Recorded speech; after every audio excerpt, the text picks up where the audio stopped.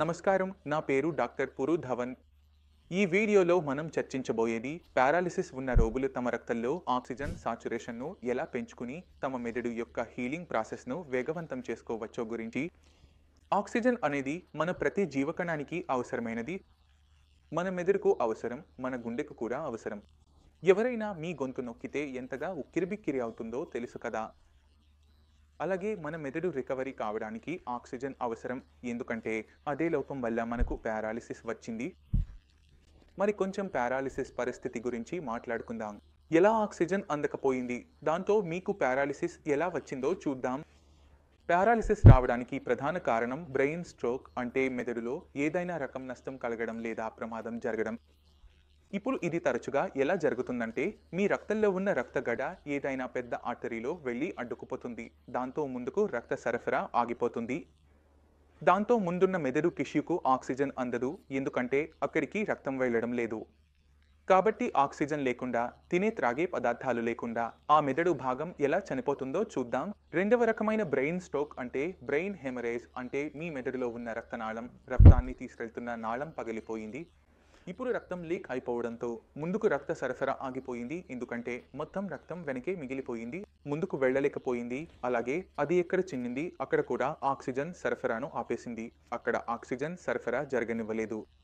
అప్పుడు మనం ఏమి చూస్తామో, ఆక్సిజన్ లేకుండా బ్రెయిన్ టిష్యూ చనిపోతుంది. ఇప్పుడు బ్రెయిన్లో ఉన్న ఆ టిష్యూ ముందుగా ఆరోగ్యంగా పనిచేసేది, అంటే మీ చేతులు కాళ్లను కదిలించే పని చేసేది. ఇప్పుడు అది చేయలేకపోతుంది. దాంతో ఫలితం ఏమిటంటే మన చేతులు కాళ్ళు పనిచేయడం ఆపేస్తాయి. మనకు ఎప్పుడైనా పారాలిసిస్, స్ట్రోక్ వచ్చినప్పుడు ఇప్పుడు మనకు తెలిసింది ఏమిటంటే, బ్రెయిన్లో ఆక్సిజన్ అవసరం చాలా ఎక్కువగా అవసరం. ఇప్పుడు మనం దీన్ని ఎలా పెంచగలము అంటే, మన రక్తంలో ఆక్సిజన్ సాచురేషన్ ఉంటుంది. ఇప్పుడు మనందరికీ కోవిడ్ వచ్చినప్పుడు అందరూ ఆక్సిమీటర్ వాడుతున్నారు. అందులో మనం ఆక్సిమీటర్లో రీడింగ్ చూస్తే అది సాధారణంగా ఎంత ఉంటుంది? 97, 96, 98. కానీ అది ఎప్పుడైనా 99 కూడా చేరిపోతుంది. మనము లోతుగా ఊపిరి తీసుకుంటే అప్పుడు, అంటే మన రక్తంలో ఆక్సిజన్ సాచురేషన్ 2% పెరిగితే మన మెదడులో కూడా 2% అదనపు లాభం కలుగుతుంది. ఊహించండి, చూడండి. అవుతుంది అనిపిస్తోంది కదా అవుతుందని.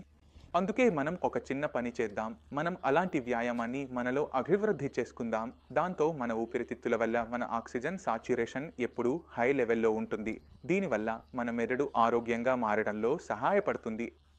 ఇందులో అత్యుత్తమంగా పనిచేసేది మీ అందరికీ తెలుసు నేను ఏమి చెప్పబోతున్నాను. అనులోమ విలోమ ప్రాణాయామం, కపాలభాతి.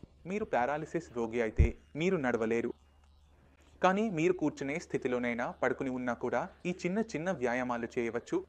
మీరు డీప్ బ్రీతింగ్ చేయగలరు, ఇది చాలా ముఖ్యం. ఇందులో ఏమీ కష్టం లేదు, కదలాల్సిన అవసరం లేదు, తిప్పాల్సిన అవసరం లేదు. మీరు కేవలం లోతుగా దీర్ఘంగా ఊపిరి పీల్చాలి. రోగికి ఇటీవలే పారాలిసిస్, స్ట్రోక్ వచ్చి ఉంటుంది. రోగి మంచానికి పరిమితమై ఉంటాడు, నడవలేడు, మాట్లాడలేడు. కానీ అతను ఈ వీడియో చూసి ఉంటే లేదా చూస్తున్న ఈ చిన్న విషయంతో తన మెదడులోని హీలింగ్ ప్రాసెస్ను వేగవంతం చేయగలడు. మరి మనం ఏమి చేస్తాము అంటే, మన శ్వాసపై దృష్టి పెడతాము. మనము ఏమి చేస్తాము అంటే, మన రోజు నుండి 5 నిమిషాలు రోజులో అనేకసార్లు కేటాయిస్తాము. నేరుగా ఉదయం లేచిన వెంటనే మంచం నుండి లేవకముందు 5 నిమిషాలు కేవలం లోతైన శ్వాస తీసుకోవాలి. మీరు అనులోమ విలోమం చేయండి, ప్రాణాయామం చేయండి, కపాలభాతి చేయండి, లేదా మంచంలోనే పడుకుని లోతైన శ్వాసలు తీసుకోండి. ఉదయం 5 నిమిషాలు, భోజనం చేయడానికి ముందు, మధ్యాహ్న భోజనం చేయడానికి ముందు 5 నిమిషాలు కేటాయించాలి. మీ భోజనం మీ ముందే పెట్టి ఉంది, సరే 2 నిమిషాల తర్వాత తింటాను. మీరు టేబుల్ దగ్గర కూర్చుని, కుర్చీలో కూర్చుని మళ్ళీ 2-3 నిమిషాలు లోతైన శ్వాస తీసుకున్నారు. ఆ తర్వాత భోజనం తినడం ప్రారంభించారు. ఇలానే రాత్రి నిద్రపోయే ముందు లేదా 2 భోజనాల మధ్యలో మీరు అలసిపోయినప్పుడు, ఇక చేయాలనిపించకపోయినప్పుడు కూడా. ఇప్పుడు నా శరీరం అలసిపోయింది అనిపించినా మీరు మీ జీవితంలో 5 నిమిషాలు కేటాయించి లోతైన శ్వాసలు తీసుకోవడం ద్వారా మీ మెదడులో ఎక్కువ ఆక్సిజన్ చేరేలా చేయవచ్చు. ఇప్పుడు ఆక్సిజన్ సాచురేషన్ 2% పెరుగుతుంది. ఇప్పుడు చాలామందికి అనిపించవచ్చు, 2% మాత్రమేనా, 2% వల్ల ఏమవుతుంది అని. కానీ మెదడుని అడిగితే 2% అంటే ఎంత ముఖ్యమో అది మీకు చెబుతుంది. సాచురేషన్ 2% సాధారణ స్థాయికి కిందికి వెళ్తే, అంటే మీ 97, 96 సాచురేషన్ 94కి కూడా పడిపోతే మీకు ఊపిరి తీసుకోవడంలో ఇబ్బంది మొదలవుతుంది. అందుకే 2% మన శరీరానికి చాలా తేడా చూపిస్తుంది. అదే విధంగా మన మెదడుకు చాలా తేడా చూపిస్తుంది. మీరు ఊపిరి ఆడని ప్రదేశంలో కూర్చుంటే మీ మెదడు పనిచేయడం ఆపేస్తుంది, ఎందుకంటే దానికి ఆక్సిజన్ అందదు. మరొక ఆసక్తికరమైన విషయం చెబుతాను. మన శరీరంలో బ్రెయిన్ ఎంత ఆక్సిజన్ వాడుతుందో, ఎంత ఎనర్జీ వాడుతుందో అంతగా ఇంకొక అవయవం వాడదు. మన మెదడు బరువు సుమారు 1.5 కిలోల వరకు ఉంటుంది. కానీ మన శరీరంలో 40% కంటే ఎక్కువ ఎనర్జీ, 40% కంటే ఎక్కువ ఆక్సిజన్ మన మెదడే వినియోగిస్తుంది.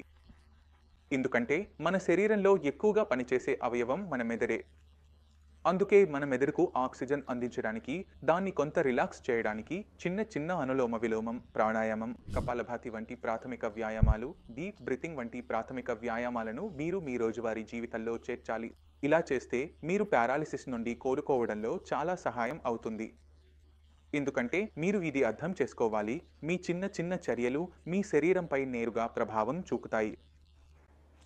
మీరు ప్రతి విషయాన్ని లోతుగా అర్థం చేసుకోవాలి. ఎందుకంటే ఈ విషయంపై మీకు వీడియో ఇచ్చిన వారు లేదా మీకు ఈ విషయం గురించి తెలిసిన వారు చాలా తక్కువగా ఉంటారు అని నాకు తెలుసు. కానీ మీరు దీన్ని ఉపయోగించడం ప్రారంభించిన తర్వాత కొన్ని నెలల్లోనే మీ శరీరంలో మార్పులు కనిపించడం మొదలవుతాయి. లాభం కలగకపోయినా నష్టం మాత్రం ఉండదని మనం తెలుసు. కాబట్టి దయచేసి దీన్ని